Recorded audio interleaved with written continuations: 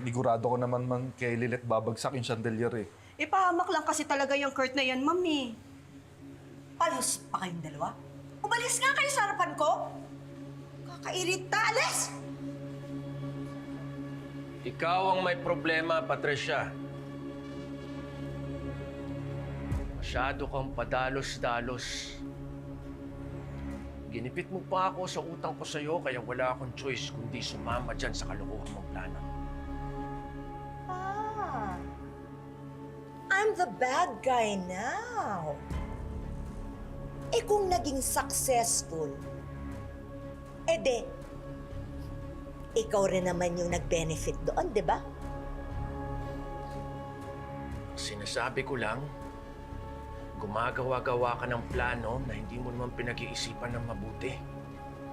Kaya pag ito sumabog, huwag mong expect na hayaan kong hatakin mo ang pababa, Patricia. Ah, ganon. Hindi mo magugustuhin ang gagawin ko sa'yo.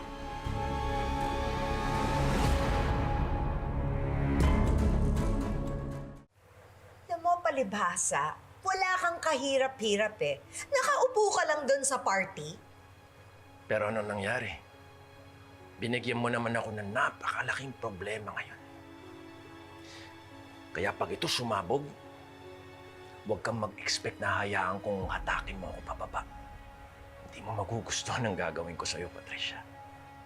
Sa tingin mo, hahayaan kong bumagsak akong mag-isa? Attorney, Hindi mo pa alam kung anong kaya kong gawin sa'yo! Tama na po yan. Ma'am. Basta tatandaan mo, Patricia, hindi na dapat maulit to. Mas lalong hindi nila dapat tayo mahuli. Kasi kapag nasira ang reputasyon at pangalan ko dahil sa'yo, Hindi rin ako papayag na mabuking ako.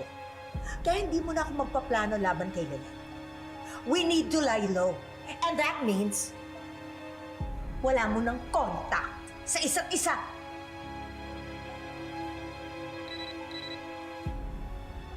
Hello? Yes, hon? May resulta ng investigation, Patricia.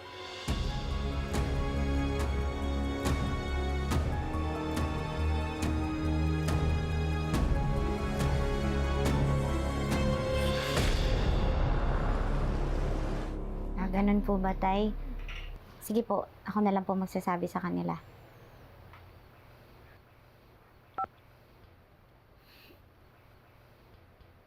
Nak, ano sabi ng tatay mo? Nahuli na raw ba yung may kagawa na pagbaksak ng chandelier? Ala, akong lagot sa tatay mo yun, sigurado. Naku, May, lalo sa akin. Bestie, sino daw yung salarin? Lumabas na daw po yung resulta ng investigation. Aksidente daw po talaga yung nangyari. We, talaga ba? Hindi daw po masyado nasikipan yung bolts na nagsisecure dun sa pulley mechanism. Kaya nahulog yung chandelier. Kapabayaan daw po ng mga nag-ayos sa venue. Humingi na rin naman daw po ng sorry yung nag-install ng chandelier. Pero dapat baka kasuhan pa rin yung mga yan. Paano kung maulit yan sa iba? Oo nga, bestie. Muntik ka nang mapahamak ko. Ayun na nga po Pero nagmamakaawa daw po yung tao na patawarin siya. Parang gusto ko na lang pong palampasin.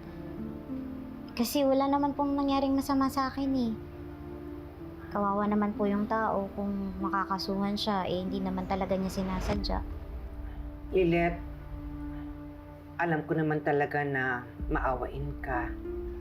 Kaya, hindi na ako magugulat sa desisyon mo.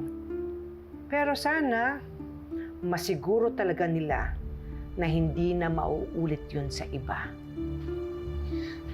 Nakausap na rin naman daw po ni tatay tsaka ni Kurt. Hayaan na lang po natin. Total, magpapasko na din naman po Sigurado po ako na may pamilya yung taong yun. Ayoko naman po maging malungkot yung Pasko nila dahil sa nangyaring aksidente.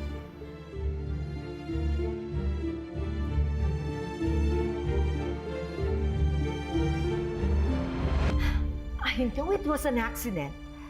Should I press charges dun sa event worker? Actually, we could pursue charges, hindi lang sa worker, kundi pati sa venue at event organizers. Negligence like this should have consequences. Yun din ang sinabi ko kay Lilith. But she's determined to let this go. Besides, hindi naman sinasadya ng tao at wala namang masamang nangyari kay Lilith. That's so, Ate Lilet. Pero kung may nangyaring masama sa kanya, hindi natin dapat palampasin yun. Believe me, I also want to hold that person accountable. But who am I to demand that? Kung si Lilet nga, bless her heart, wants to forgive. And I'm actually guilty too. Hindi ko man lang na-double-check yung arrangements ng venue. And for that, I'm really sorry, Ramir.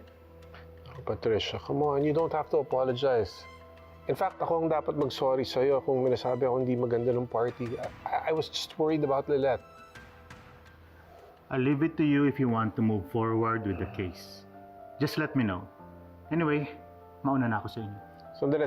Sabay na tayo, Evan. Gusto ko dumaan sa mga matches to personally apologize to Lilith and her family. Okay, let me bring you out. Ingat, Dad. Well, give my regards to them, hon. Yeah. Evan, ingat! Bye! Oh my God, finally! The chandelier case is already over. Buti na lang talaga wala ako doon. Hindi ko nakita nung bumagsak yon.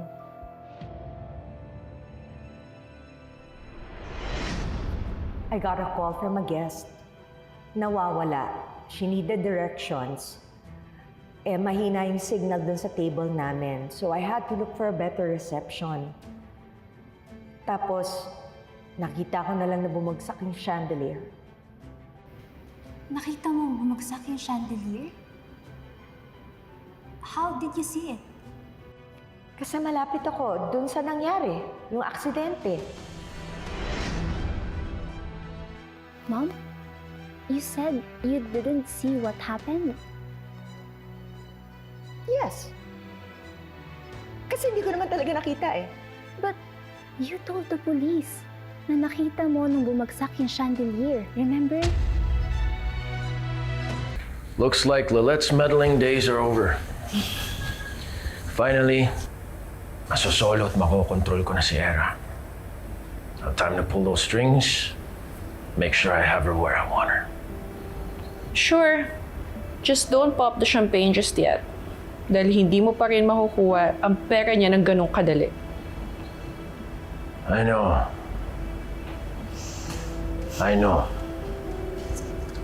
Pinipressure ka na nga ng mga pinagkakautangan mo eh. Lalo na yung arsenal na yan. Sabrina, huwag mo na ipaalala sa akin yan ulit. Ha? Balita ko, mahirap daw kalaban yung arsenal na yon. Baka mamaya mapahamak ka. Pati ako madamay. Fine. Mukhang mali yata ako nang kinalaban ko si Patricia. Mukhang sa ngayon,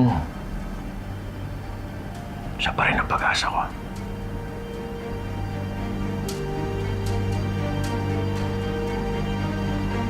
Salamat na lang tayo na aksidente lang yung nangyari sa party ni Mr. Engano. Ngayon, alam na natin na walang may gustong gumawa ng masama sa'yo. Siguro nahawa na sa kapraningan ko yung mga tao sa paligid ko, no? Kaya pati si Tina ang tamang hinala na.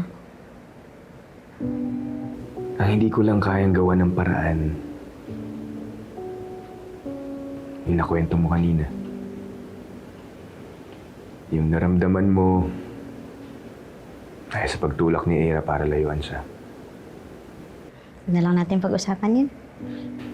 Kailan pinapunta ka niya doon para sabihin na layuan siya? Ano ba yung kapatid mo? Sadista? Ang kaligayahan niya, yung saktan ka, ganun ba? Tama naman siya eh. Hindi naman siya tanga. Kaya niya naman protektahan yung sarili niya. yung tungkol kay Attorney Alon. Siguro, masyado lang talaga akong paranoid. Paraning, masyado ko lang siguro talagang mahal si Ira.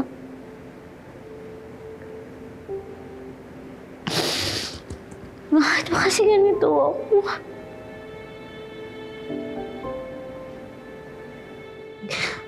Ang liit-liit ng puso. Pero gustong-gusto na binubuhos yung pagmamahal sa iba. Sana pala... nakatiting lang yung binigay ko na pagmamahal kay Ira. Sana nagtira man lang ako para sa sarili ko. Siguro, kung ganun yung ginawa ko, hindi magiging ganito kasakit.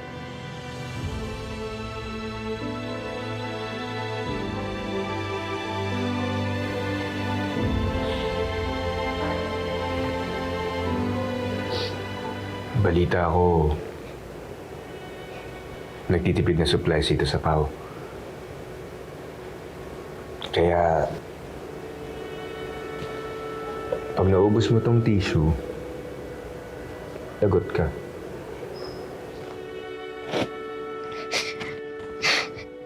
Ana, ako ba? Tama na. Huwag ka na umiyak. Ano? Pasensya ka na, Kurt. Sobrang sakit lang kasi talaga sa akin ang gustong mangyari ni Ira eh. Makakapag-isip-isip din yun. Gano'n naman yung magkakapatid eh. Kami nga ng ate ko eh. Pag nag-aaway kami, naghahabol lang kami ng kutsilyo. O pagkatapos nun, okay na kami. Parang walang nangyari. Bastahan tayo. Hindi ka rin matitiis na Ira.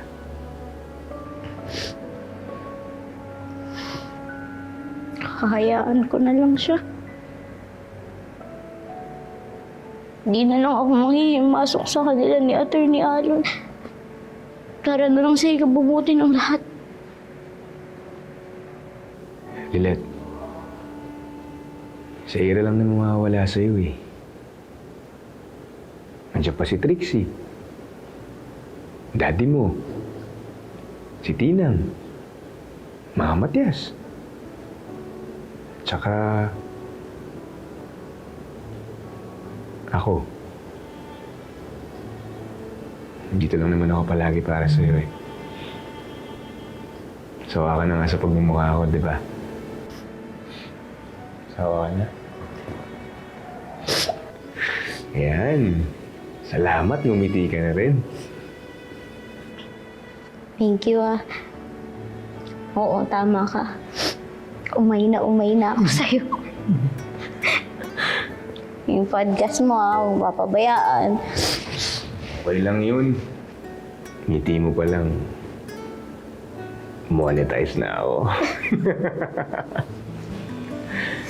Okay, may luha ka pa. Ikaw naman, hindi ka naiyak. Ako matitipid sa tissue. Hindi ka naman ngumiti kasi dito ako. Okay, may tissue ha.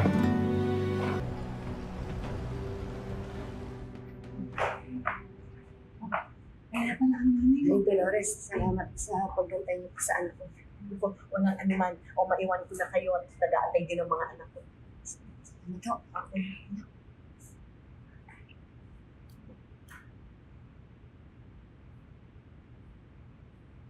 Dina, anak. Siya si Attorney Matias. Siya yung tutulong sa kaso natin. Attorney, siya po si Dina, anak ko. Hello, Dina. Sipag mo naman.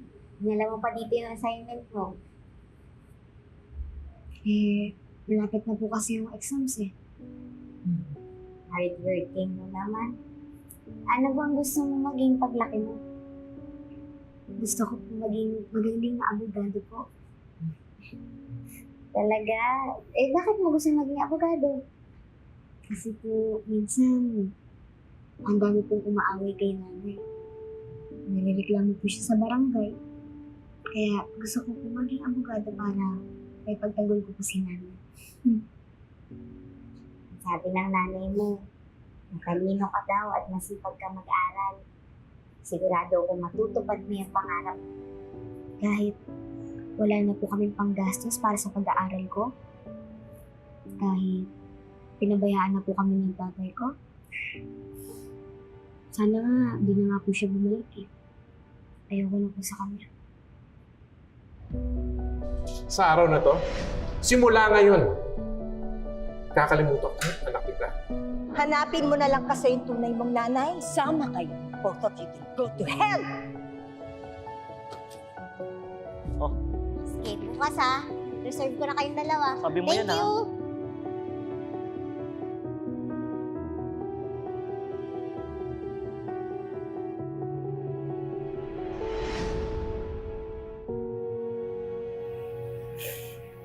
Kahit ano pang pinagdadaanan mo, basta masipag ka, matyaga at porsigido, walang makakahadlang para matupad mo yung pangarap mo.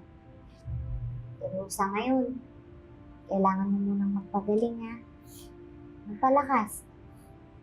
Kamusta na ba yung pakiramdam mo? Okay naman po ako. Anong okay naman, anak? Kagabi lang namimilipit ka sa sakit ng tiyan mo. Kaya nga nandito si Atty. Matias kasi normal na tayo magsasampa ng kaso sa eskwelahan.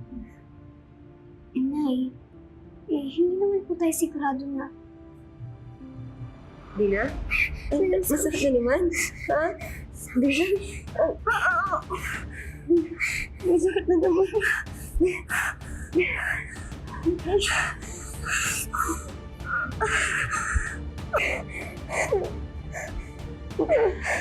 Sakit ay.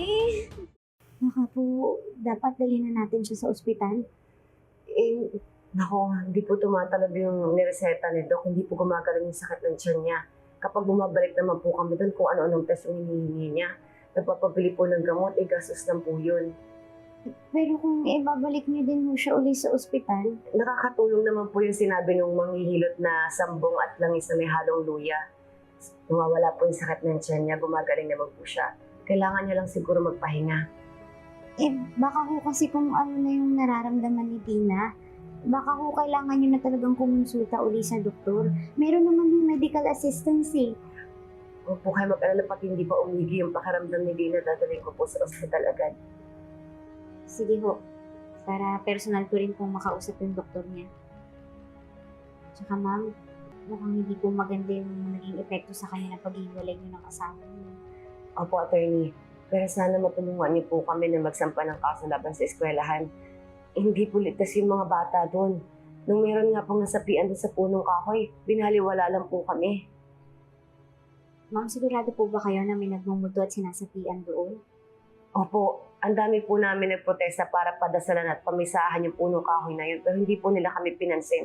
Tapos ngayon, pinakain po nila ng panis na pagkain yung mga bata. Kaya po sana po matulungan niyo po kami makasuhan yung eskwelahan na yun.